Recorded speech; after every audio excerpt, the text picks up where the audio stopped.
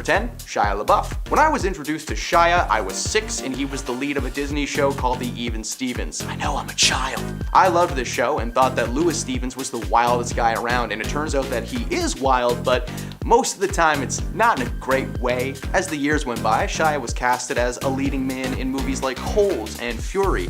But unfortunately for Shia, growing up that young in Hollywood made it difficult for him to, grow up properly. He got caught up in a lot of violent altercations between members of the public, theater goers, and even ex-girlfriends. He was arrested and released back into the wild several times, which might have played a factor in Hollywood refusing to cast him in anything that he hasn't put money up for. He was in a ton of really, loved movies even after all the stuff went down, but unfortunately the damage was already done. If you haven't noticed, the last really big movie that he was in was Fury back in 2014, but since then he's carved a nice career for himself starring in lower budget indie movies like Peanut Butter Falcon and Padre Pio. His string of violent outbursts and lewd behavior is not something he's unaware of, because when speaking to Jon Bernthal on his Real Ones podcast, he spoke in lengthy detail about every terrible thing that he had done, and he just owned up to all of them. It was like a 1-hour confession. He was able to patch things up with a lot of people in his life, not everybody, but a lot of them, and so far it seems that it is not enough for Hollywood to consider him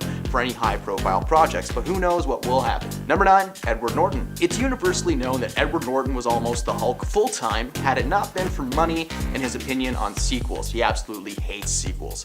It turns out that the whole situation may have been part of the reason that you see him appear in so few films. Edward is a wonderful actor, and if you are a fan of Wes Anderson, you may have noticed that he has been in a lot of his movies, 5 of them to be exact. Unfortunately for Edward, that's basically all he's been doing lately. His most recent role outside of the world of Wes Anderson was in 2022's mystery thriller Glass Onion, but again, between A and B, it was only Wes. Now it turns out it may have something to do with his personality. Now Edward seems like a wonderful dude. I can't tell you where it is, but he actually has a cottage in a town near where I grew up, and my family and I met him at a farmer's market when I was like 5. This man was buying corn and homemade knickknacks during his time off, so good dude. However, when it comes to sequels, as I said, that is a no-go. Considering how good the movies he's been in are, it's no surprise that studios aren't willing to cast someone who would never do another movie in that universe. It's probably why he works well with Wes Anderson. He's appeared in multiple movies, but he's a different character in each of them, and they are vastly different plots.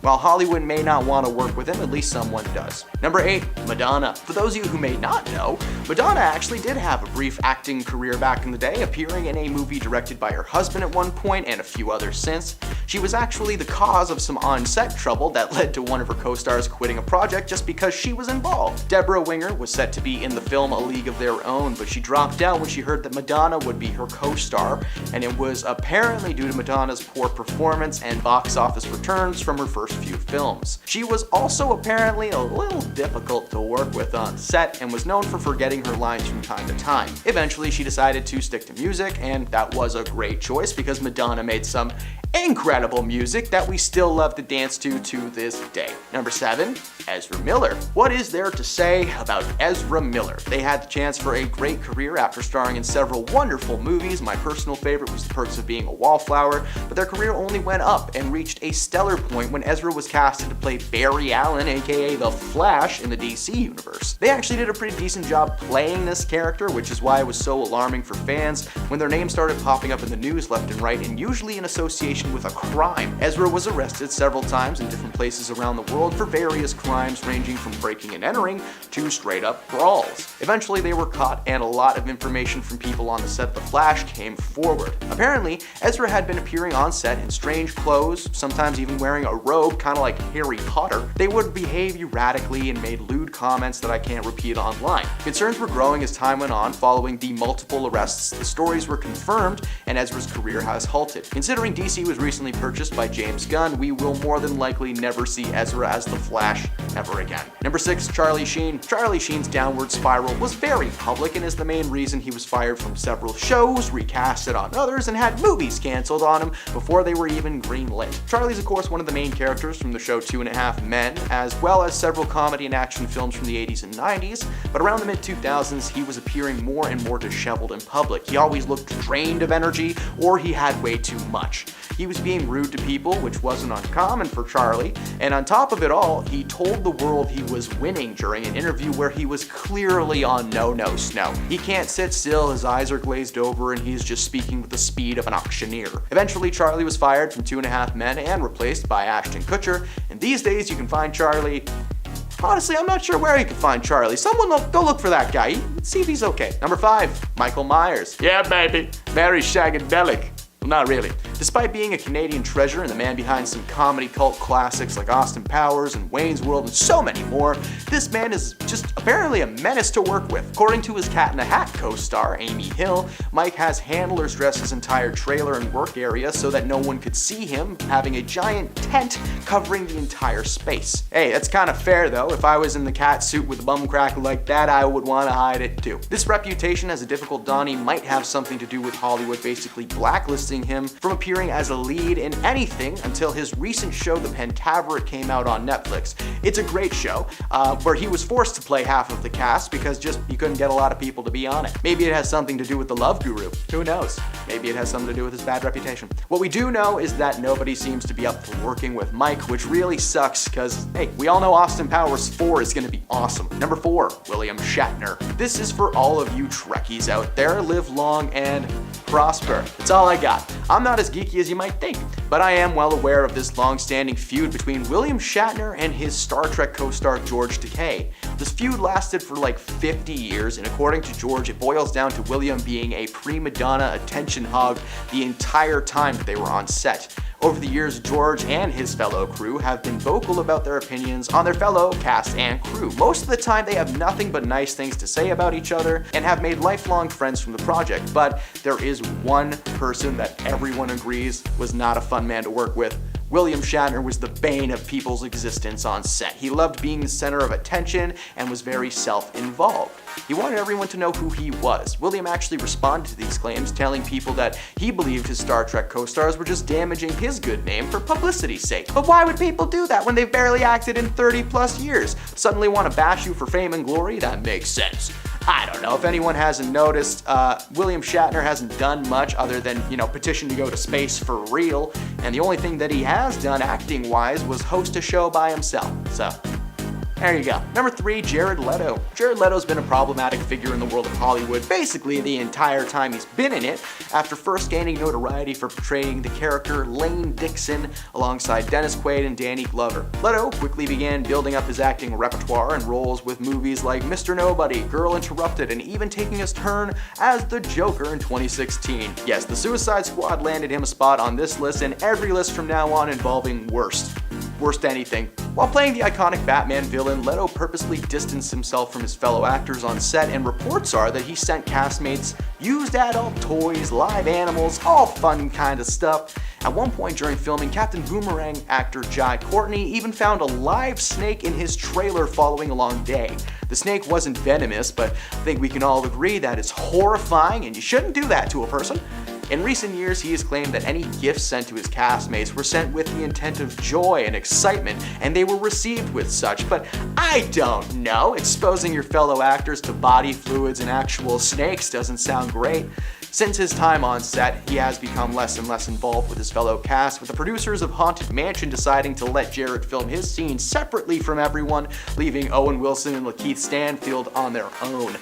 Good idea. Number 2, Jennifer Lopez. The 2020 Super Bowl saw 2 pop icons take the stage and make the night about them and not about football. Shakira and Jennifer Lopez appeared together and they absolutely slayed. Their performance has gone down in history as one of the most memorable and shimmy-filled nights in the NFL. Unfortunately, Jennifer did not want to share the stage. Following the show as a part of her Netflix documentary Halftime, it was revealed that she was extremely annoyed at the NFL for forcing her to share the stage when she felt strong enough on her own, literally calling it the worst idea in the world. Her main concern was the fact that herself and Shakira were meant to occupy and share the same amount of stage time as a normal solo act rather than doubling it like she assumed that they would do. Solo artists are normally given between 12 and 16 minutes of stage time. Most artists use that time to do a mashup of their more popular songs, usually making a memorable and unique show. In the documentary, a clip revealed that Jennifer actually yelled at her music director, complaining that she had 6 effing minutes and 30 seconds per song. That's not enough. The worst idea is not putting multiple people on the stage, okay? One of the most recent performances at the Super Bowl saw 6 major artists share 12 minutes. Dr. Dre, Eminem, Snoop Dogg, 50 Cent, Mary J. Blige, and Kendrick Lamar were able to make it work and work super well. But Jennifer Lopez couldn't even fathom the 6 minutes that she had to perform with Shakira. Yeah, no one wants to work with that woman. Number 1, Mariah Carey. Mariah Carey may echo in your skull around this time of year, but according to most, you should really keep that space in your head reserved for someone else's song, maybe Michael Bublé. Mariah has been known to be a bit of a diva over the years, apparently making outlandish requests and taking part in some truly strange moments. For instance, when giving birth to her children, Mariah had the doctors play a live version of her song Fantasy, so that her voice was the first thing they heard into this world. Unfortunately, the playlist was on shuffle and they were instead born to The Bird is the Word. No, I'm just kidding, that would be fantastic though and would have scarred them for life. She's walked out of presidential events because she wasn't the center of attention. She makes people speak to her via a whiteboard the night before performance to preserve her vocal cords, and literally makes someone roll out a physical red carpet for her when she walks out of vehicles at events. Like the lady from Guardians of the Galaxy, it's literally her job to just be like, just all day. Needless to say, she is currently classified as a diva, but needs to be classified as canceled, because all I want for Christmas is a new song, for the love of God. Number 10, Amber Heard. Now, when it comes to hated celebrities, Amber Heard is at the tippy top of that list. While she may have slowed down in terms of work in recent years, she came out relatively unscathed from the whole public trial thing that I may get into later, or I may not. While her counterpart, Johnny, suffered from some serious consequences, Amber is still technically working. A new trailer was just released for a film called In the Fire. I watched it, and as you can imagine, it is just very cringe-inducing, and every time she speaks, all I can hear is that courtroom drama. Now, if you don't know what happened, she made a ton of accusations against Johnny Depp and lost a court case, sort of, but won. It's a weird situation, after most of the stories that she said were proven to be false. Now, she might still be acting, but considering the Aquaman 2 trailers that are coming out, it's looking like she might have been edited out of the movie, making her last film that weird fire one I just talked about. Number 9, Taylor Swift. Taylor has acted in a handful of films, most notably in the 2019 live-action Cats movie, which I try not to think about because it just makes me anxious. Taylor has, of course, been spending most of her time traveling the world with her Eras tour, asking everyone to cough up $2,000 a piece just to come check it out. Tour is going well, but there have been some complications. For starters, a fan passed away during one of her shows, and a lot more have complained about heat-related issues or overcrowding. However, the biggest reason Hollywood may never cast Taylor to actually be in a movie is because of her loyal fan base. Yes, I'm aware there is a theatrical version of the Eras tour out there and that it sold out in like 13 seconds, but that's a concert being shown in a movie theater. That was a bad idea from the moment the editing process began. As someone who has served a movie theater filled with Super Bowl fans, putting any kind of live event on a screen, normally meant for Marvel movies, is not a great idea. For Taylor, it's like she mentions that she likes something and suddenly the fan base for that thing grows by 30%. Since the moment she was photographed with Travis Kelce, the NFL has just been flooded with Swifties attending games in hopes of catching a glimpse of Taylor Swift. Imagine if the rumors about Deadpool 3 are true. Taylor might be a villain in that movie. Do you know how terrible that theater experience will be? Harry Styles was in an end credit scene in a Marvel movie and everyone in my theater screamed. Marvel, please be careful. Number 8, Kim Kardashian. The last name Kardashian yields many privileges in life. Some are cool, like money and, well, everything that those people own and do. However, one thing that Kim recently should have springed for was acting classes. The first time Kim ever tried acting, apart from a naughty video and keeping up with the Kardashians, was in the 2008 parody movie Disaster Movie, where her character is literally written out of the movie because they were just so sick of her performance. When it was announced earlier this year that she would be participating in the latest season of American Horror Story, people were actually pretty excited. When the first episode premiered, the initial reaction was positive for about 2 days, and then the real reviews from actual American Horror Story fans started flooding the internet. Her role was terrible, her acting is terrible, the reviews are just terrible. She is being roasted online every other day for not just participating on the show, but for believing that she did a good job. Considering the anthology style with each season of the show existing in its own world, something tells me that she will not be making a return to this series anytime soon. Number 7, Angelina Jolie. Angelina was once the most bankable actress in Hollywood, starring as the leading lady in movies like Lara Croft, Mr. and Mrs. Smith, and Salt. Now you would think with all of those films under her belt that more people would call her with big offers. However, that's just not the case. According to on-set sources, directors, all the people involved, she is a bit difficult to work with. She's known to get into debates with people about the way that things should go, with the director of Mr. and Mrs. Smith sharing one particularly rough story about her believing her way was the better way than anyone else's on set. The attitude is one thing, but there is the box office returns. For Angelina, movies just aren't as profitable as you might think. Her name used to bring in money for theaters, but at some point that just kind of slowed down. This might be why these days you will see her name in the director section of films more than anything else, with her most recent projects being the 2014 movie Unbroken and 2015's Unbreakable. Acting-wise, she was in Eternals in 2021, but that was a bad movie and she was barely in it, so let's not talk about that one. Number 6, Johnny Depp. Who can take a trial, win it with a breeze, get recasted in the movies, and for cameras just say cheese, it's the Depp man can. Sorry, I just watched Charlie and the Chocolate Factory the other night and it just really made me miss the original from 1971. Just needed to get that out of my system. Johnny was a popular man for a long time, leading the charge in movies like Blow, Sleepy Hollow, and Pirates of the Caribbean. In 2014, he was casted to play Garrett Grindelwald in the Fantastic Beasts franchise. People were stoked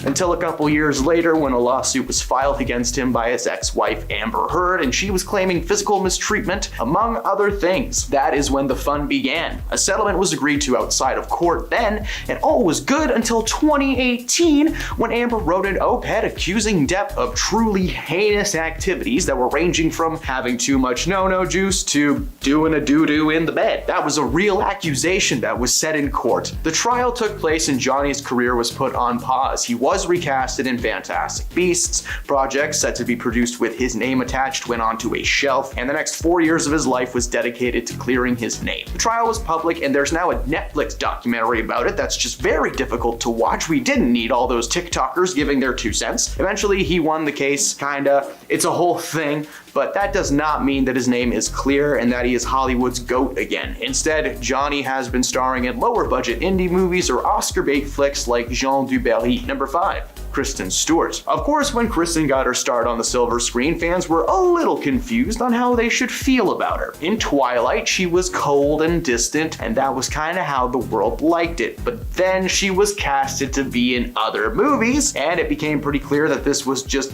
her. For a long time, she was at the top of hate lists left and right, but by the time the final Twilight movie hit theaters, even they wanted her to just take a breath. For a long time, she was left out of the conversation when it came to casting, but in the last couple of years, Hollywood seems to have changed their minds. A once forgotten actor was given the chance to perform in movies like Underwater and the most recent Charlie's Angel film. Both of these movies have stellar reviews, with Underwater being praised as the example of her ability to act. It's a sci-fi thriller set at the bottom of the ocean. I won't spoil anything for you. If you haven't seen it, it's a great movie. Please go watch it. Number 4, Lindsay Lohan. There is not much explanation needed as to why Miss Lindsay Lohan is no longer welcome in the world of Hollywood. For a long time, and from a very young age, it was clear that Lindsay could not only act, but she was entertaining enough to headline her own movies. From her earliest role in The Parent Trap to her more cult classic roles like Freaky Friday and Mean Girls, her name meant guaranteed fans. That is until her downward spiral began and became public. She was arrested for driving under the influence and later checked into a rehab. Then she was arrested again a couple years later because she missed her mandatory court hearing. Hollywood stopped casting her in movies as her public image was just too tainted by 2015. So she decided to take the money that she had earned and invested it in nightclubs, and she became a music producer for her sister Allie and even released her own music. In 2021, she put some money up and was cast to be in a Christmas movie called Falling for Christmas that was pretty well received. I think a lot of people were just happy to see her on screen looking normal, like she looked fantastic, and her acting was not half bad either. There is a new Mean Girls movie heading to theaters soon, but it's not a sequel to the almost 20-year-old movie. It's a musical remake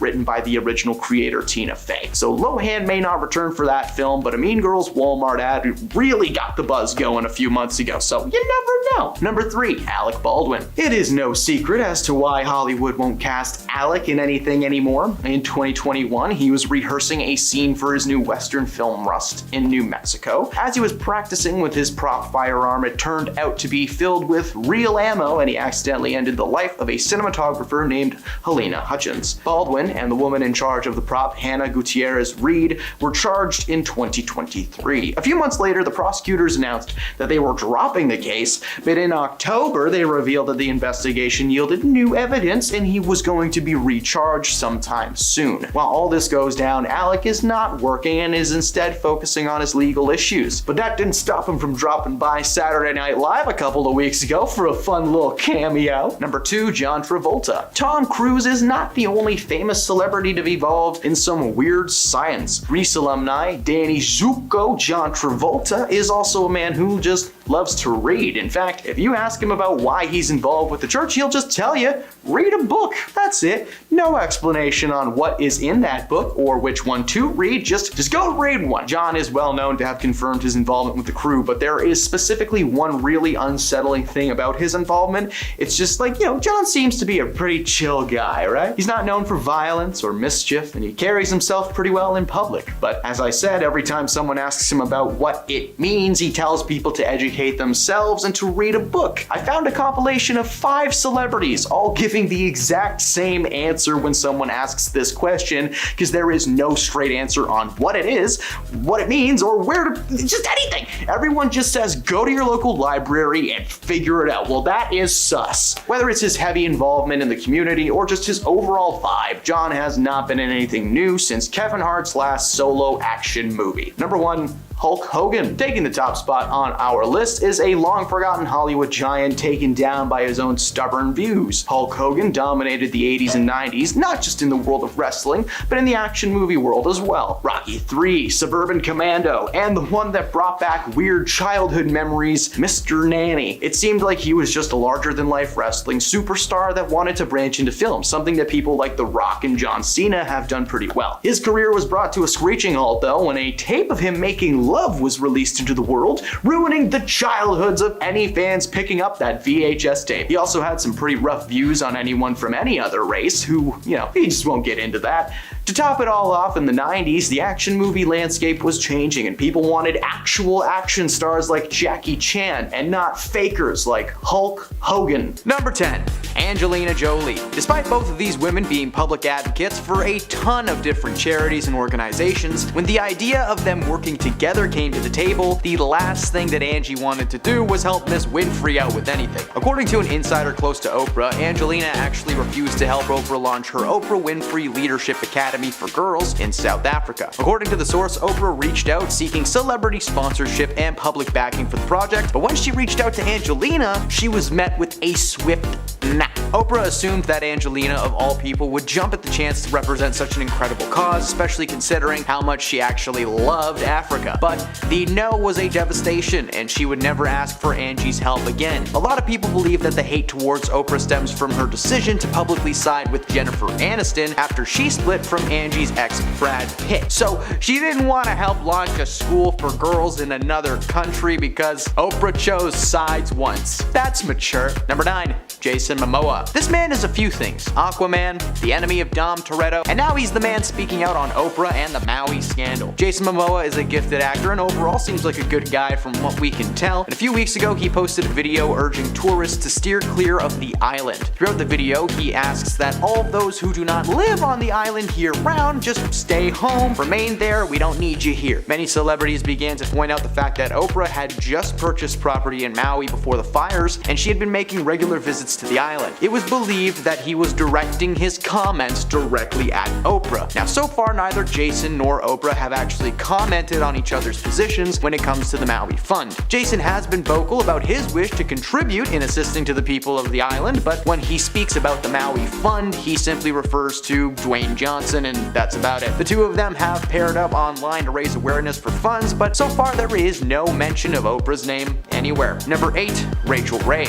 While Rachel was once Oprah's mentee, being a celebrity chef turned into a publishing and TV giant, in 2007, she was caught using racial slurs in reference to Oprah. Good job, Rachel. According to Hollywood insiders, Rachel had been indulging in a lot of no-no juice and food with one of her colleagues. As the night went on, she became more and more annoying, loud, and aggressive. Rachel apparently called Oprah a few things that I'm honestly not comfortable repeating, even though for some reason I'm allowed to say it on the internet, which is weird. Rachel essentially started berating Oprah for her background and skin color, believing the moment to be private. A rep for Rachel denies that this conversation ever took place. However, another source confirmed the story, adding a few other horrible sentences that I'm again not gonna repeat.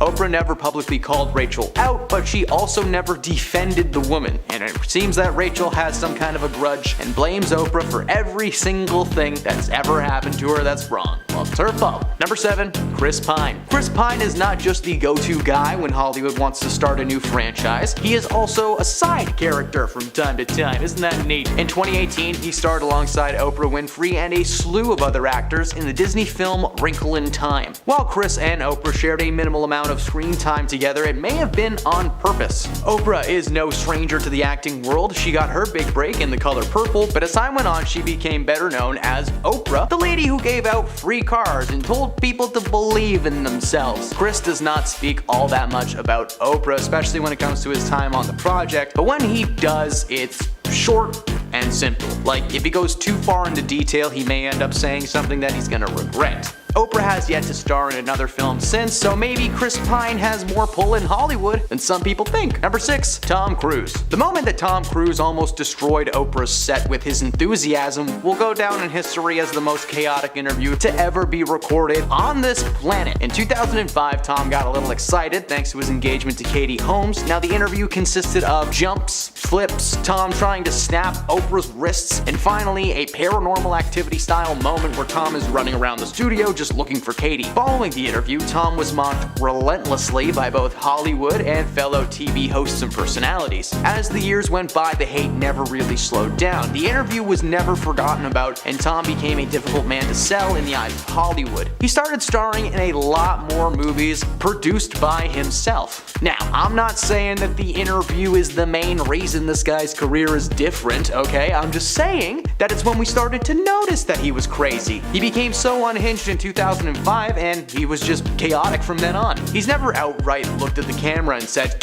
"I hate Oprah," but his hesitancy to return in recent history is proof enough that he was just a little bit too hyped for Oprah on that day. Number 5, Ludacris. Ludacris appeared on Oprah in 2004 to promote his movie Crash. Now, he claimed that Oprah ambushed him with criticism about hip-hop lyrics instead of talking to him about the critically acclaimed movie that he was, there to talk about. Luda has since claimed that Oprah edited the show to make herself look better to the audience. He said during a separate interview that she edited out a lot of his comments while keeping most of hers in. Now, of course, it's her show, but they were doing a segment on racial discrimination, and she basically gave Luda a hard time for being a rapper when he came onto the show as an actor. Luda revealed that his interview was extremely last minute. He didn't even know he was going on that stage until about 24 hours beforehand. Now, following the interview on Oprah, she apparently pulled him aside to a green room where he claims to have been berated by her. According to Oprah, having a rapper on her show just made her feel like she was empowering them, and he said it was like being at someone's house when they didn't want you to be there, which is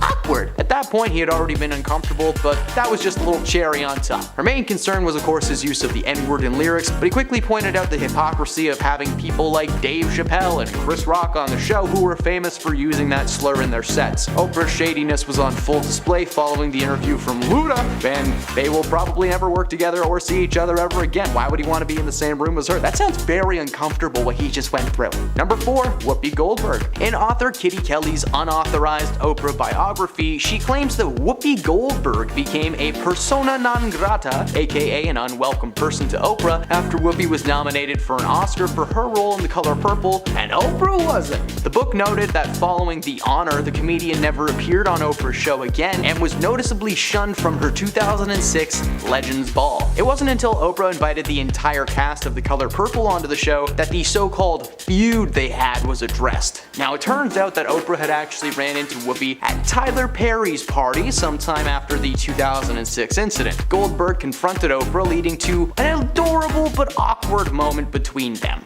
She asked Oprah why she was so mad at her, to which Oprah replied, "I thought you were mad at me, I'm not mad at you, what?" They just agreed that they should have had a phone call at some point and squashed everything, but I don't know. We have that little subconscious voice in the back of our head telling us to do stuff for a reason, right, Whoopi? Number 3, Ice Cube. Ice Cube may have gotten his career thanks to his epic music chops, both when he was a solo artist as well as during his time with the NWA. These days you probably know him as the guy from Ride Along or the captain from 21 Jump Street. Ice Cube started acting in movies in 1991, debuting in the film Boys in the Hood as Doughboy. He continued to act over and over again, starring in movies like Friday, Anaconda, Are We There Yet?, Snakes on a Plane. He really likes animals. His dislike for Oprah comes from the fact that while he has starred in several films, he's become more well known for those. In fact, she's never actually invited him onto the show. She has even asked his co-stars to appear rather than himself on multiple occasions. In 2006, Ice Cube expressed his frustrations, saying that his barbershop co-stars Cedric the Entertainer and Eve were invited onto the show while he was just kinda left on the sidelines. He pointed out how crazy it is that she's had all these people with dark pasts and convictions. Plus, if he wasn't a rags to riches story, who was? He was frickin' Ice Cube. If you want to know anything about him, just watch Straight Outta Compton. It's a great movie and his kid plays him. So seriously, it was an incredible film, got massive success, and it was never mentioned on Oprah Winfrey's show. So that sucks. Number 2, 50 Cent. The rapper once referred to Oprah as an Oreo in January of 2006, complaining that the talk show Queen had started out with the views of a black woman but was now catering to the middle-aged white American woman for so long that she became one herself. That is a direct quote from the magazine article. 50 Cent said that. Cent even named his miniature schnauzer Oprah as a dig at the talk show host. During an episode of Oprah's The Next Chapter, Cent was invited onto the show to discuss the situation and to just kind of clear up the air. Oprah visited him at his grandmother's house for the interview, where he explained that his frustrations lied with her lack of hip-hop artists on her show, and like I said, how much she detested the use of the N-word. Now he claimed that he had seen moments on the show when she would discuss her feelings on the rap culture and everything that was wrong with it, and it felt like a personal attack directly towards him. According to Cent, he called Oprah his enemy in the exchange, and he's never spoken to her ever again. And at number 1, Monique. The beef between comedian and actress Monique and Oprah Winfrey dates back to 2010. Monique won an Oscar for her performance in Precious in 2009. Leading up to the film's premiere, Oprah interviewed Monique's brother, Gerald, who Monique claimed to have been very physical towards her growing up in a really dark way that I'm not gonna get into, and I can't. In a since-deleted Periscope video, Monique claimed she gave Winfrey her blessing to do the interview, but was shocked and disgusted when she realized that her parents were asked to be in the audience. In the years that followed, Monique eventually forgave Oprah for creating such an uncomfortable moment for herself and her family. While forgiving Oprah, she continues to say that she would never forgive her parents for the role that they played on the show, in the moment, and of course in the past for not doing anything about the situation that was happening. At number 10, we have David Letterman. When Madonna appeared on the Late Night Show with David in 1994, the star was so obnoxious she showed that she had a lack of sensitivity for intelligence throughout the show. Madonna would go on to say the F word around 14 times. The star's language and overall behavior even resulted to the point where she had to be asked to even leave the stage. However, instead of leaving, she would then give David a pair of her undergarments, and then she would refuse to leave the stage. The star then would later claim that her disastrous behavior and appearance was a way of her protesting against television censorship. I can definitely understand why David was so uncomfortable with the situation, and I don't blame him for never wanting to work with the pop star again. At number 9, we have Mark Wahlberg. Madonna almost once cost Mark his breakthrough role. In the early 90s, Mark was just coming off of his rap career and he started to pursue a career in film. However, before getting his breakthrough role in the film Renaissance Man, Mark ran into some trouble when he got into an altercation with people who were very well connected to Madonna. When the altercation broke out, Mark noted that Madonna would go on to call the cops, and she continued to tell everybody stories about the event and what Mark was doing. Now, Mark claimed Madonna's claims were not true, and luckily Mark's film producer, Penny Marshall, would continue to support him. Mark explained when he got the call from the producer asking what he did, and how she ultimately decided to give him the role despite the rumors. I mean, sometimes it's better just to keep yourself out of other celebrities' feuds, but this pop icon is never shy to stick her nose into somewhere she shouldn't be sticking it. So it makes sense why Mark would want to stay as far away from Madonna as possible. If you're enjoying this video, please give it a like and subscribe to the channel. At number 8, we have Elton John. In 2002, when Madonna released her song Die Another Day, it ultimately became the theme song for the James Bond movie. However, Elton John would later come out to say it was the worst theme song for a Bond movie, and that was just the beginning to their brawl, as this feud was destined to go on for years. Now, Elton would add fuel to the fire by criticizing Madonna for being nominated Best Live Act. Elton would go on to say that Madonna lip syncs in public shows and anybody who doesn't perform live should just be punished. And Elton wouldn't stop there. He once took things further in an interview with Channel 7 Australia when he said Madonna's tour was a complete disaster and that after he watched it, he even questioned the stars' common sense. The stars would later end their feud, and Elton's partner would come out to say that they didn't believe in bringing negativity into the world and that they were both embarrassed about everything they ever said about Madonna. At number 7, we have Lady Gaga. So the feud between Lady Gaga and Madonna started back in 2011 when Gaga released Born This Way. Now, Madonna immediately drew comparisons from her song Express Yourself. In an interview with ABC News, Madonna would go on to say that Gaga referenced her a lot in her work and she found it amusing and flattering. Lady Gaga, however, would come out to say, if you put the songs next to each other side by side, the only similarities are the chord progression. It's the same one that's been used in disco music for the last 50 years. The star then went on to say just because she's the first artist in 25 years to put it in the top 40 radio doesn't mean she's a plagiarist. Now, these two pop divas are definitely iconic in their own ways, but whose team are you on? Team Madonna or Team Lady Gaga? Personally, I'm more of a Lady Gaga fan myself. At number 6, we have Janet Jackson. Now, Janet and Madonna are both major celebrities that haven't always said nice things about each other. Janet's and Madonna's beef allegedly all started when Madonna attempted to date Janet's brother Michael in the early 90s. In the book You Are Not Alone, Michael, Through a Brother's Eye, Michael's brother wrote that he sincerely thought Madonna adored Michael. However,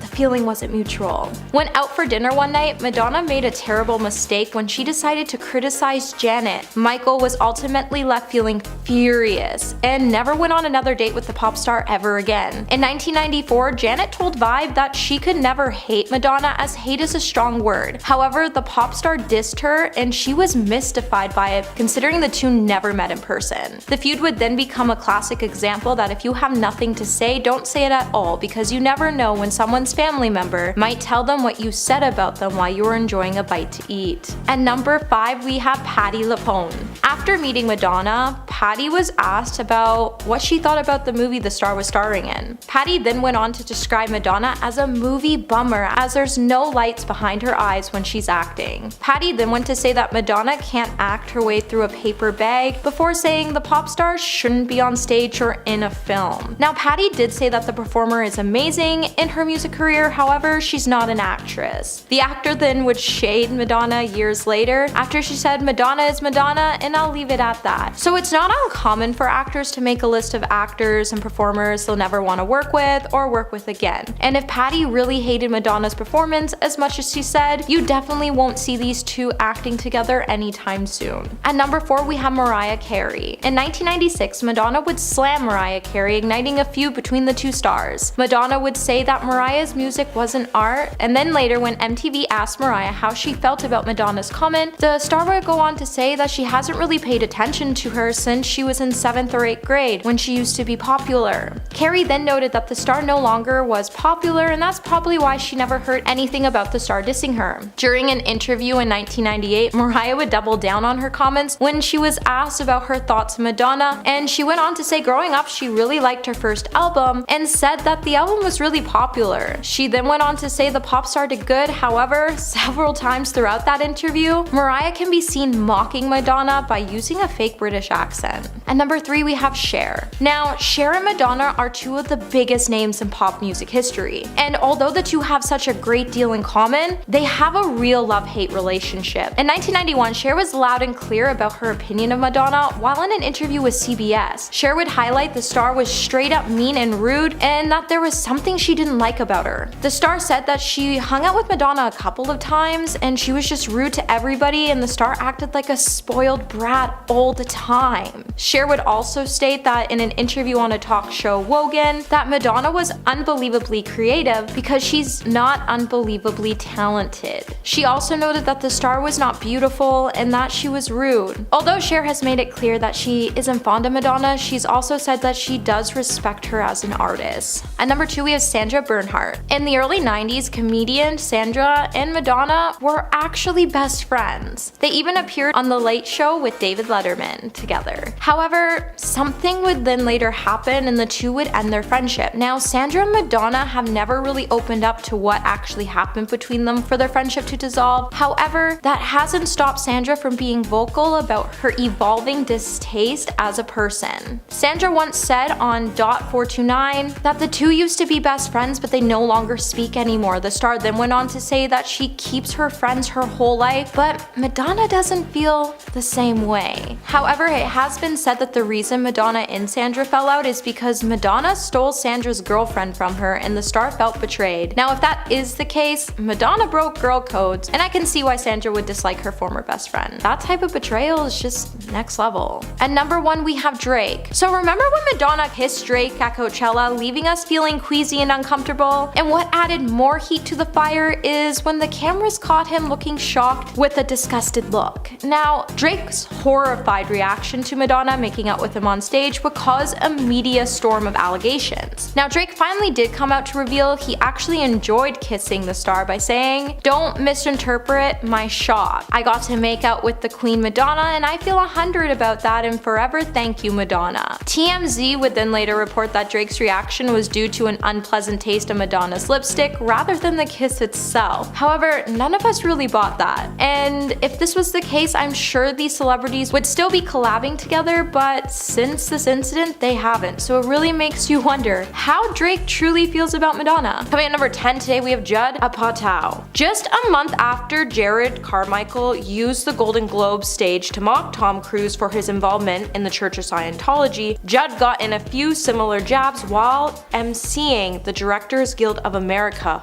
Awards on February 18th. Judd's jokes began with the topic of Tom's height when he said the special effects in Maverick were so top-notch, I couldn't even see the stack of phone books Tom Cruise sat on to reach the flight controls. Things then took a quick turn when Judd called Tom Cruise a lunatic while reforming to Tom's infamous jumping on the couch segment when he sat down for an interview with Oprah. Before he dove into the juiciest part of his speech when he said, "Tom is not fine. Someone needs to explain to him that there's something called CGI. You're 60, calm down." But every time he does one of these few stunts, it does feel like an ad for Scientology. I mean, is that in the Dianetics? Because there's nothing about jumping off a cliff in the Torah. Judd still wasn't done roasting Tom as he ended his roast with suggesting that Tom wouldn't be jumping off cliffs if he just took antidepressants. Number 9, Brad Pitt. It's not really breaking news when I say Brad Pitt and Tom Cruise aren't exactly fond of each other, as they have been in a very public feud that has been going on for the last 27 years. The two actors who shared the screen in the 1994 film Interview with a Vampire, their differences became evident when Brad said in an interview, "He bugged me. There came a point during filming where I started to really resent him. He's North Pole, I'm South." And if you thought things couldn't get any worse, then Brad even had some harsh words to say about Tom's movies, as in 2009 when both actors starred in World War II dramas. While Brad's film did very well in the box office, Tom couldn't quite achieve the same feature. Brad didn't also shy away from celebrating his arch rival's bitter failure by calling Tom's film a ridiculous movie. So it seems like from the looks of it that it wouldn't really be a stretch to say that the two actors are highly unlikely to be a part of the same project in the future, especially since Brad has this list and Tom Cruise is on his B list, which compiles of a bunch of actors he'll never work with. Hey my little peaches, are you liking this video so far? If so, don't forget to give this video a thumbs up and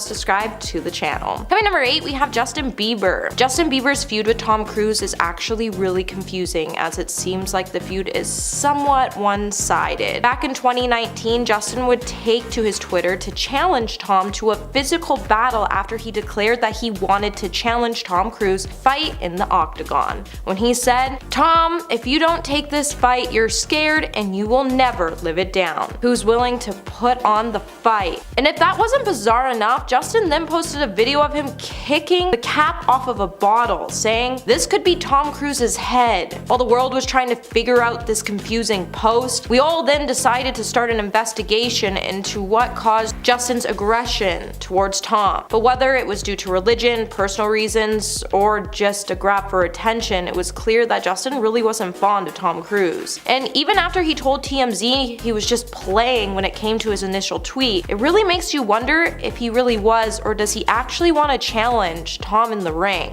Number 7, Katie Holmes. Tom Cruise and Katie Holmes once made headline after headline for being one of Hollywood's most gorgeous and talked about couples. Their relationship had it all, and at one point, they even had a dramatic public declaration of love. And they even showed the world that they just couldn't keep their hands off each other when it came to the red carpet. However, too many fans and media houses were disappointed that the duo filed for divorce just 6 years after being married. While the real reason behind their split is nothing but speculation, it is believed that Tom's horrible treatment of his ex-wife and even their daughter and his involvement with the Church of Scientology is what pushed Katie to get out of the marriage. This claim can even be cemented by reports that claim Tom even tried to impose bizarre rules on Katie, like how she shouldn't be allowed to date another man publicly for 5 years so it wouldn't embarrass him. Given such a hostile and messy end to a long-term relationship, it is a no-brainer that these two stars won't be appearing together on the screen, not now and perhaps not ever. Number 6, John Travolta. John Travolta and Tom Cruise seem to have a lot in common, and it's not just their field of work, as they are both strong believers when it comes to their participation in the Church of Scientology. However, this common link has become the cause of a bitter rift between the two actors, as inside sources believe that John is immensely jealous of Tom's position within the Church of Scientology, and at the fact that Tom is also one of very few members of the religion who has access to David Miscavige. When it comes access to the chief of Scientology, David. Brendan Ty, a former member of the church, once even told the New Idea that Tom was the only celebrity that had a direct link to David, and that it wasn't really a secret that Tom and John despised each other. For an industry that's well known for rivalries to stem from jealousy over snub movie roles and scandalous affairs, Tom and John's feud is definitely an interesting addition. With their strong dislike for each other making headlines, it's easy to guess that these two Scientologists would likely keep as far away from each other as possible. Number 5, Mark Wahlberg. Over the years, Mark Wahlberg has been pretty open when it comes to his dislike towards Tom Cruise. So back in 2013, Mark first let his feelings known about Tom after Tom offended Mark to a T. According to reports from that year, Tom claimed that the work he was doing in a new movie at the time was as tough as fighting in Afghanistan. Mark would then come for the controversial actor when he responded to Tom's response by saying, "For actors to sit there and talk about, oh, I went to SEAL training and I slept on the, I don't give a F what you did. You don't do what these guys did." He even went on to make things clear that he was referring to fellow actor Tom Cruise. While both stars have never worked together in the past before, it's clear to say after this public showdown, they most likely will not be working in the same room together anytime soon.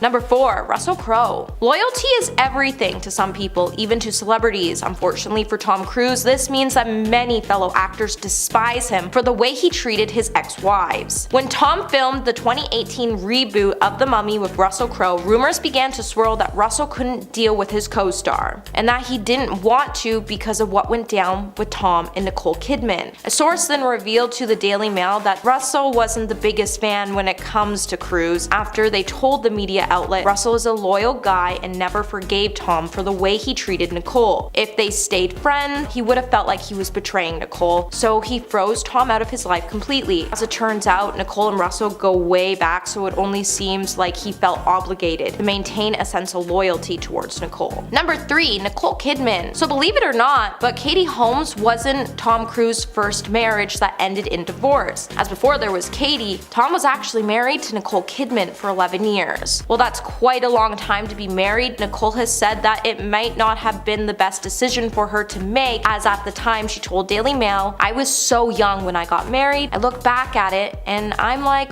what?" Nicole also went on to reveal that she felt pretty lonely during her marriage, and after she ended up winning an Oscar, she had this epiphany. She then went on to tell the outlet that it isn't the answer. I was holding a gold statue and I was the lowest I've ever been. While the star doesn't hate Tom, Nicole would also note that she never saw their divorce coming. Later in an interview with Du Jour magazine, she also took the time to say, "It took me a very long time to heal. It was a shock to myself. It was a shock to my system." Since Nicole hasn't really said much about her relationship with Tom, it wouldn't really be shocking to know that she just couldn't stand him, as he truly broke her heart. Number 2, Alec Baldwin. So the thing with Tom Cruise is that even when he isn't trying, he still has a tendency to get on people's bad side. He also doesn't even have to be in the same room as someone to annoy them, to the point that they never want to be in the same room as him ever again. For instance, Alec Baldwin has made his feelings clear when it comes to Tom, and they aren't all great. At the 2009 Elle magazine annual Woman in Hollywood dinner, Alec gave a speech about equal pay in Hollywood, and he even cracked a joke about Tom's insane paychecks when he said, "I believe we can balance the scales if Tom would lower his quote by a mere $29 million. I realize this may be a bit unfair since he's not here to defend himself, and I really don't want to put this all on one man. But if I had to, that man would be Tom Cruise. I assure you my salary would not make a difference. My annual salary is the budget of Altoids on one of Tom's movies." With Alec not really being impressed with how much money Tom is being paid, but considering that Tom also threw Alec's daughter a safety net in Scientology, it's clear that these actors will probably never work together. And coming in number 1 today, we have Brooke Shields. Tom is known to never shy away from making a statement, and he certainly didn't shy away when he told Access Hollywood in 2005 that Brooke Shields' use of antidepressants was irresponsible. At the time, Brooke was battling with postpartum depression, and Tom, who was a well-known Scientologist, was brainwashed to think that mind-altering medications, including antidepressants, aren't only damaging to the body, but the controversial church has also made him believe that these type of medications can decrease his awareness and hinder his abilities. While he did make a quick mention to say that Brooke was an incredible actress,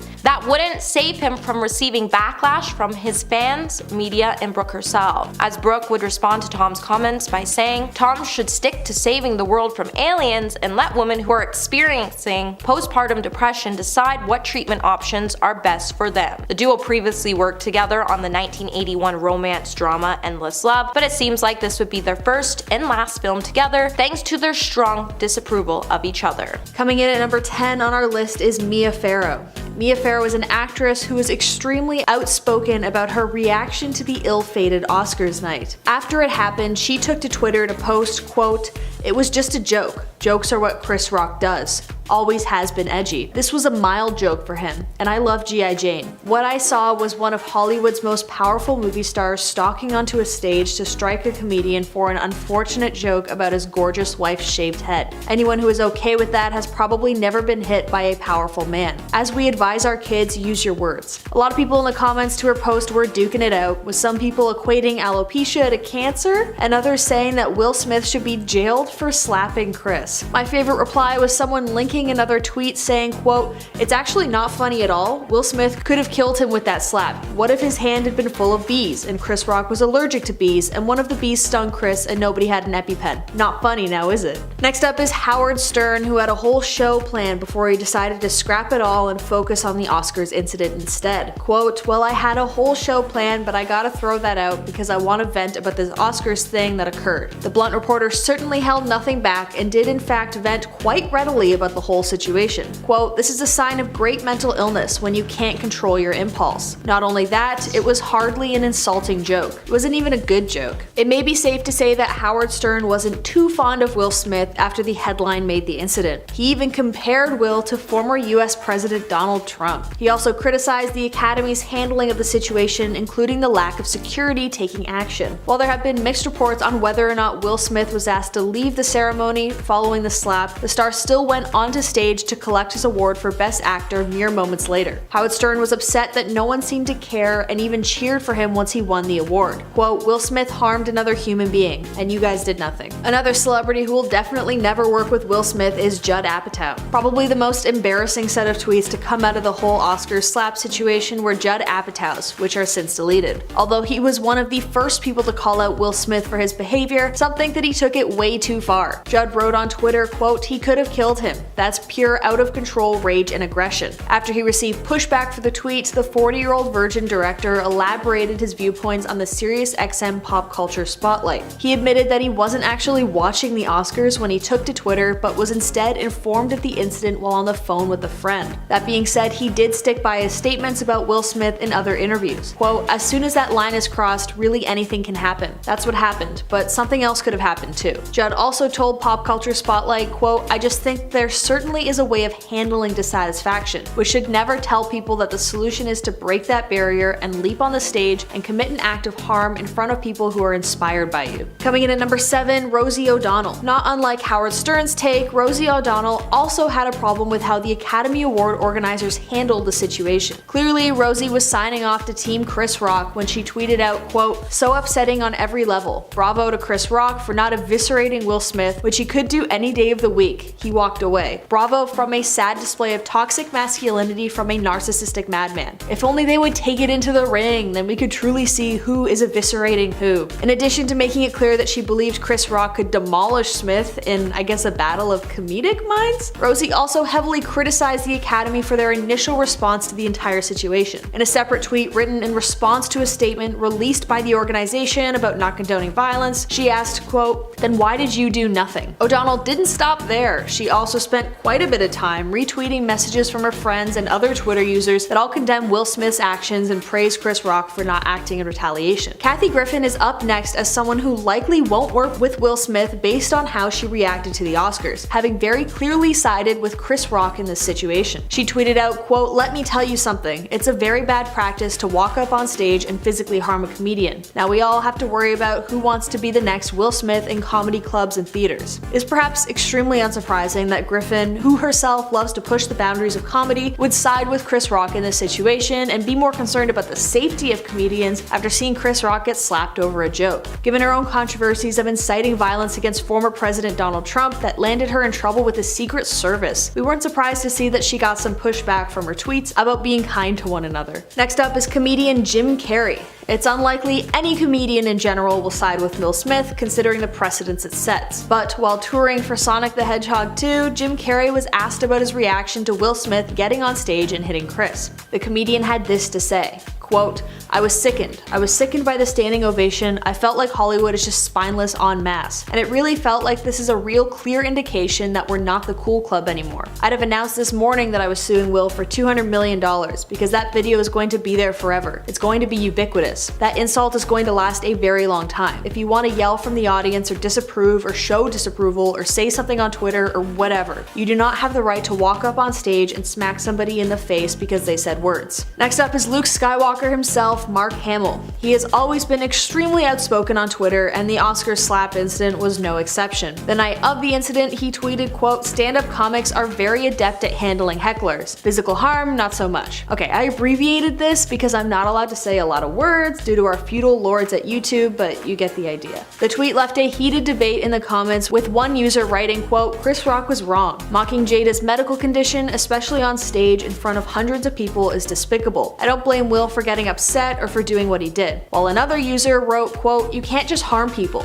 Even if someone says something Part of being an adult is understanding that you can't just hit people. I like Will Smith and I have compassion for his wife, but he was wrong to hit Chris Rock." Coming in at number 3 is Janet Hubert. Janet Hubert has had beef with Will Smith that predates the Oscars, thank God, all the way back to the 90s when she worked alongside him in The Fresh Prince of Bel-Air. She played Aunt Viv for 3 seasons before their beef led to her being replaced in 1993. She told HuffPost decades later, quote, "My departure was planned for a long time. There will never be a reunion for The Fresh Prince. Will Will Smith and Alfonso destroyed a 20-year career with untruths. I got slammed. Will apologized later in an Essence magazine article, but it still lingers. It's still there. Apparently, the beef started when Smith refused to vouch for Hubert when she wanted a pay raise and a contract renegotiation. Meanwhile, tons of rumors circulated that she was notoriously extremely difficult to work with, which derailed her career and she never really recovered from it. That being said, they did have a tentative truce when Will invited her onto the Fresh Prince reunion that she earlier said would never happen.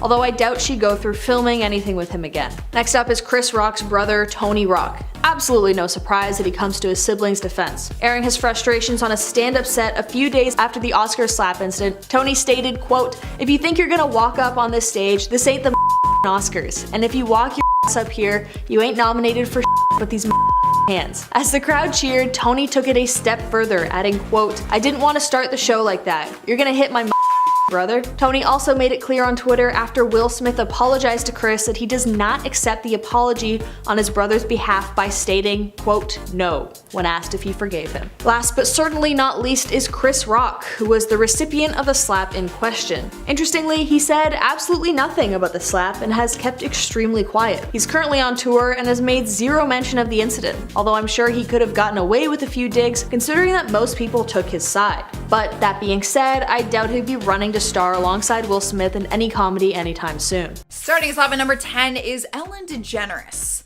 I never thought that she would end up on a list like this, but recently people are throwing shade at the comedian who's always been adored for her kind heart. It all started when YouTuber Nikki Tutorials went on her talk show for an interview and then later spoke about her experience. Similar to Ellen, Nikki is a big influence in the LGBTQ community after coming out as transgender. And before her interview, she gushed online about how excited she was, only to admit that the experience wasn't what she thought it would be. She said that Ellen didn't even say hi to her before going on stage and said the whole experience was cold and distant. Since then, more reports started coming out saying that her smiley persona on TV is not the same in real life. There are also reports that she mistreats her staff members. Maybe I'm in denial, but I refuse to believe this. No, I love Ellen. This can't be true. Next up at number 9, we got Justin Bieber. Many stories have floated around the internet about the pop star having diva moments, but Bill Hader is passionate about his experience working with Justin and called him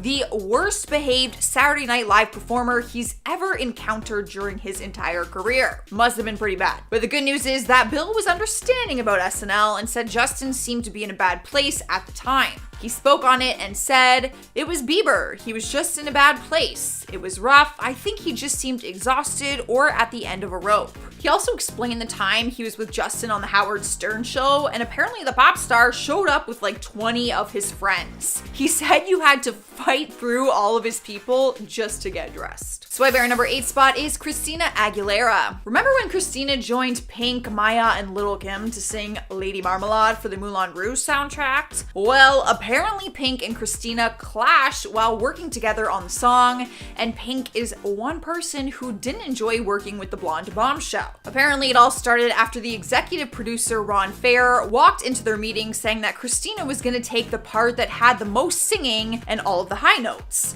assuming that she was the only one who could handle it. From there, the two girls clashed while filming the music video, and it led to a point where Christina actually tried to fist fight Pink in a club. Honey, you would never win that fight. During an interview in 2017, she told a story and said, "She swung on me in a club," which was hilarious. Eventually though, the two of them were able to put their differences aside after growing up and becoming moms, but working with someone can always be a different experience.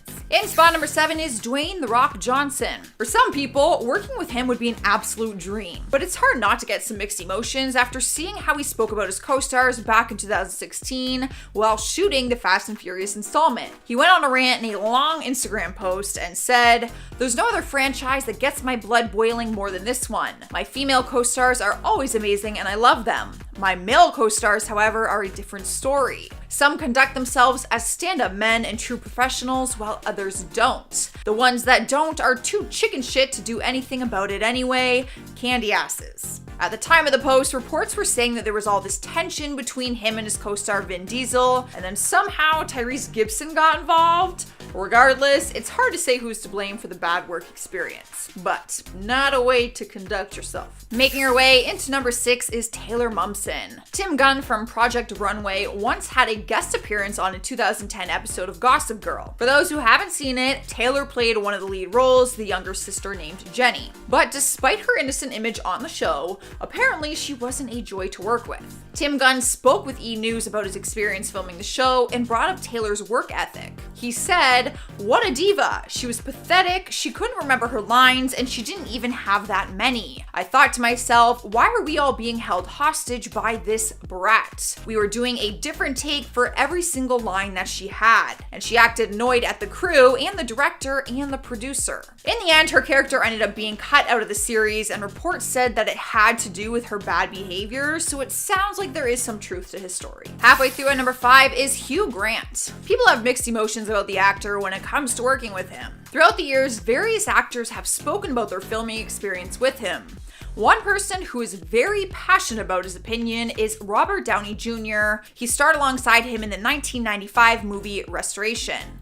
When speaking about Hugh, he said, "I kind of think he's a jerk. Don't know, I just think he is. My personal experience with him is I think he's this kind of self-important, kind of life, boring, flash in the pan asshole Brit." I'm not even sure what that means. The good news is Hugh already knew about Robert's opinion and admitted it when speaking with People magazine in 2018. He said, "He hated me. He took one look at me and wanted to kill me. I was so hurt." At least you're on the same page though, right? I mean, if you hated me, I'd rather just know about it. Here now at number 4 is Katherine Heigl. She was thrown under the bus by one of her co-stars from her hit series Grey's Anatomy. Shonda Rhimes didn't have a pleasant filming experience with the actress and is not afraid to say it.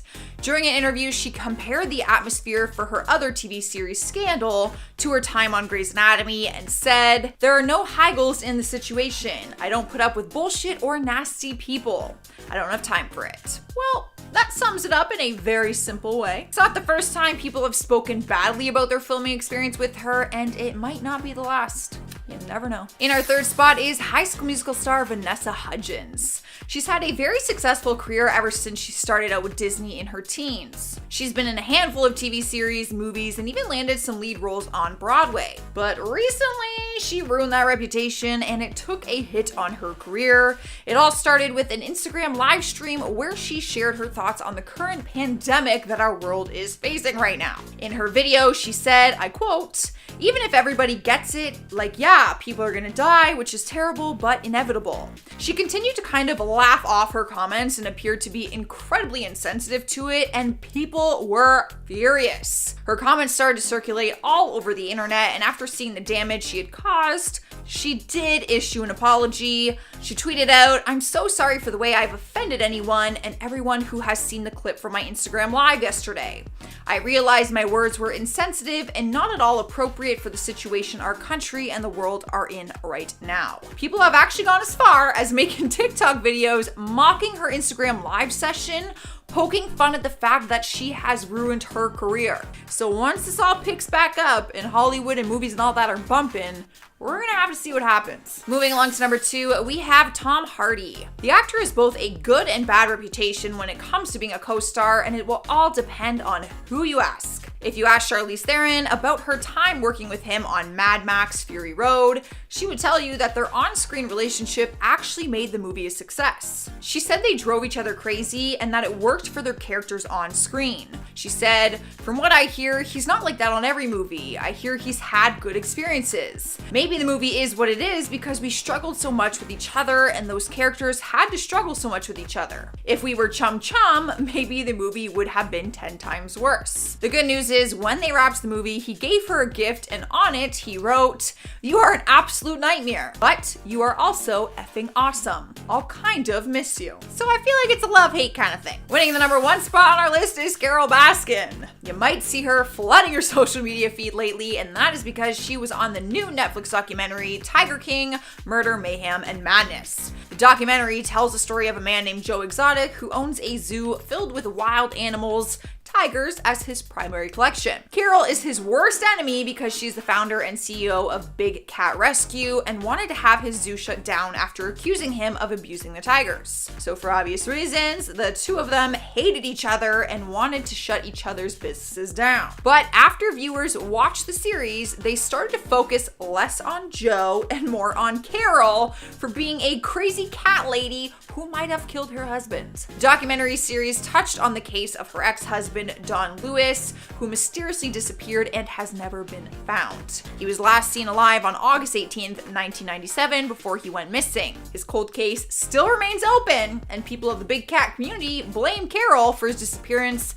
suggesting that she killed him and fed him to the tigers after putting his body through her meat grinder. And now she's famous all over the world for this theory, and the investigation of her dead ex-husband has actually now been reopened. She's literally the most hated woman in the entire world right now. Number 10, Shaquille O'Neal. Shaquille O'Neal is probably most famous for his Hall of Fame level career as an NBA superstar, but let's be real, you know him more as the icy hot guy. He's a co-host of TNT's Inside the NBA, he starred in dozens of commercials, and he's even starred in a few movies back in the day like Steel, Blue Chips, and Kazam, where he played a genie released from a magic boombox. If you haven't seen that movie, stop watching this right now and go find it. It's just oh so terrible, I love it. What many may not know, however, is that he was offered the role of a lifetime by Tom Hanks, but turned him down. He was offered the role of John Coffey in the film The Green Mile, a towering, gentle, and innocent death row prisoner in the 1930s with supernatural gifts. The role was eventually portrayed by Michael Clark Duncan in what has gone on to be one of the best performances of his career. Shaq claimed later on that his refusal was simply due to him not wanting to portray the African-American guy from the Bayou, but he did portray a boombox genie, so I'm not really sure that he made the smartest acting choices back in the day, but yeah, you can decide that. Number 9, Chet Hayes. For those who don't know, Chet Hayes is actually Tom's son. Chet has made a name for himself as one of Hollywood's biggest jerks. He's had some successful roles on shows like Shameless and Empire, and he's had a decent music career as well. However, Chet takes every chance that he can to defy his father and prove just how opposite he is to his dad. Tom's actually thrown his son a bone on several occasions and tried to convince him to appear alongside him in something. It took a long time, but Chet has always been adamant about following in his own footsteps and not in his father's. Chet's brother Colin Hanks has been a mainstream actor for a while himself. You may recognize him from comedy hits like Orange County, The House Bunny, and so many more. Chet wanting to carve his own path makes sense, but he's been going about it in a terrible way. Chet is slammed regularly for his use of racial slurs and accents in songs, and it only seems to be getting more and more problematic, meaning the chances of Tom and his son co-starring in a project together, that's highly unlikely.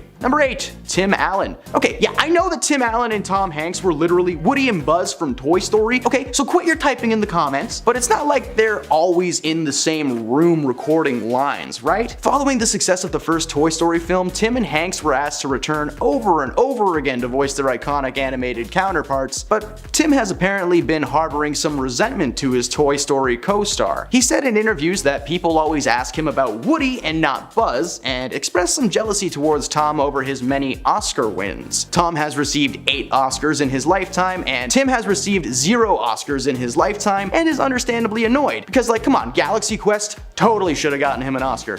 Quality flick. With the revival of this Toy Story franchise, Tom also began expressing his annoyance at the lack of quality lines delivered by his character. Instead, he was reduced to a funny punching bag. These two may be on the same screen as CGI toys, but behind the scenes they avoid each other as much as possible, even getting Pixar to schedule their recording sessions on alternate days. Number 7. Brad Pitt. In the mid-90s, Tom Hanks began casting a little movie called Apollo 13. The film followed the real-life story of a team of American astronauts on a moon mission in 1970 when their flight goes horribly wrong. Tom had just finished writing the success of his back-to-back feature films Philadelphia and Forrest Gump, and he wanted an all-star lineup for his new project. In the end, he recruited Bill Paxton from Alien 2, Gary Sinise, who played Lieutenant Dan alongside Hank in Forrest Gump, and Footloose star Kevin Bacon. But Kevin's role, though, was initially offered to Brad Pitt, who had been slowly making a name for himself at the time. Pitt ultimately turned down the role as he had just been asked to star alongside Morgan Freeman in the horror mystery thriller Seven. While both films were a massive success, it's sad that Brad never took up Hank's offer, and he has yet to hint at the possibility of them ever working together. Number 6. Amy Poehler. So, fun fact I just learned today, Amy Poehler and Tom Hanks actually dated briefly in the mid-80s, and it looks like they did not end things on a good note. When Amy hosted the Golden Globes in 2014, she made a slight at Tom's expense by pronouncing his name Tam Hanks. Hanks was in attendance and visibly confused. Although it seemed like a one-off joke at the time, that was far from the case. Apparently, Amy holds a lot of resentment towards Hanks still after all these years. When Tom was asked about the incident, he said that he hadn't spoken to Poehler since they broke up. They shared a small apartment in Eagle Rock for about 6 months before Tom met his current wife, Rita. Apparently, Amy didn't like his dog, and she stole some of the good records when they broke up. So that's just harsh. They've both expressed professional respect for each other's careers. Tom made a slew of Hollywood hits, and Poehler had an awesome comedy career, culminating in the creation of the show Parks and Rec, where she portrays Leslie Knope. And if you haven't seen that, check it out. Number 5, Henry Winkler. Henry Winkler, best known for his role as DeFonz on Happy Days, was set to direct Tom in the much-loved buddy cop movie Turner and Hooch. The Fonz had actually fought with Hanks in character on the set of Happy Days for one episode back in the day before collaborating together. It seems like Tom wished the fight was real though. Apparently the two of them didn't get along at all. So much so that a few days into shooting Turner and Hooch, Hanks ordered Winkler to be removed from the set and replaced as director. Imagine having that kind of power. This man displeases me, remove him from my sight. Not only did Tom complain that he was annoying and bad at his job, but upon firing Winkler, the film's producer ripped Henry's contract up in front of his face. Henry has denied that he hates Tom, but come on, not even like a little upset, they ripped up paper in your face. That is hardcore, man. Number 4, Ricky Gervais. If you didn't know, Ricky Gervais, along with Stephen Merchant, were the original creators of the comedy mockumentary The Office. Initially a 6-episode series, it was eventually picked up by American producers and remade into the classic comedy that we all know and love today. In 2011, Ricky was asked to host the Golden Globe ceremony, and the normally funny man ended up coming across as kinda rude. Ricky made several jokes throughout the night that seemed to be aimed at specific celebrities, but they weren't clever enough to actually make people laugh. Tom Hanks was in the audience, and he was visibly confused during the entire show. When it was his turn to take the stage, Tom took the opportunity to ask why he wasn't asked to host the Golden Globes instead of Gervais. Ricky felt the shade and gave Hanks a nasty eye roll. He later defended his hosting gig, claiming that hosting is an entirely different thing than just doing one segment. You're responsible for the flow of the show. He wanted people to have a good time, but be on their toes as well. Something tells me if Hanks ever does ask Ricky to be in a project, he'll be met with the same fiery eye roll. Number 3, Garth Brooks. Unlike a lot of musical artists in recent history, Garth Brooks hasn't done a ton of actual acting, beyond like a few cameos here and there and in his own music videos. According to Billboard though, it isn't for lack of trying. It was reported that Garth's former production partner and de facto talent agent Lisa Sanderson filed a lawsuit against the singer, alleging that she lost a ton of money because Garth turned down every single role in every TV show or movie he was offered ever. And there were a lot. Tom Hanks even wanted Garth to be a part of his ensemble cast for the Army epic Saving Private Ryan. He would have starred alongside Hollywood heavyweights like Matt Damon, Vin Diesel, and Edward Burns, among others. But Garth turned him down without a second thought, simply because he would have been part of an ensemble cast and he wasn't going to be the actual lead actor. Hey, no offense, Garth, but you're not better than Matt Damon. Number 2, John Leguizamo. Tom's first run of movies were light-hearted family flicks or rom-coms like Big, Sleepless in Seattle, and A League of Their Own. In 1993, Tom decided to take a turn at the dramatic side of acting when he took on the role of Andrew Beckett in the movie Philadelphia. Beckett is a lawyer dying of AIDS who is grappling with systemic homophobia while suing his former law firm for wrongful termination. This role would gift Tom with his first Oscar win and Antonio Banderas a nomination for his role as Hank's lover in the film. But funnily enough though, that role almost went to the man who would eventually voice Sid the Sloth in the Ice Age movies. John Leguizamo was known for his comedic chops in the early 90s, and he wanted to branch out into film. He was offered the role as Tom Hanks' lover in the project, as Tom was trying to give the young comedian an outlet to work in a more dramatic fashion, like he was trying to do. John turned down the role as he wasn't completely comfortable playing that character. He instead opted to star in the live-action film adaptation of the Super Mario Brothers. Yeah, needless to say, everyone in Philadelphia won Oscars, and John got to play with fungus for 6 months. Good move. And number 1, Dave Chappelle. Okay, Argue with me all you want, Dave Chappelle was huge in the 90s. Not only was he slowly building his career as a stand-up comedian, he was also able to land supporting roles in several big budget projects like Robin Hood Men in Tights, The Nutty Professor, and he even took center stage as the leading man of the much-loved hippie comedy Half-Baked. Say it with me, bodegas. Very good. When Tom Hanks was ready to follow up his dramatic turn in Philadelphia with the American history epic Forrest Gump, which won him his second Oscar, Dave Chappelle was on Tom's shortlist to play Forrest's beloved army buddy Benjamin Buford Blue, aka Bubba. In the film, they met in Vietnam, and Bubba sadly loses his life in the process. In his memory, Forrest goes on to name his successful shrimp restaurant Bubba Gump Shrimp. With such a beautifully written friendship and a major role in the film's overall story, Dave would be crazy to refuse the offer, right? Well, yeah, right. Yeah, he was crazy. Dave apparently read the script and turned Hanks down hard. He later said in one of his stand-up shows that they asked him to play Bubba, and they must have given him the wrong script because at the time, he said it was trash. While scripts go through multiple stages of editing, the plot of Forrest Gump on paper was probably not a coherent read. Just like, what do you mean he meets John Kennedy and jogs across the country? Ping pong!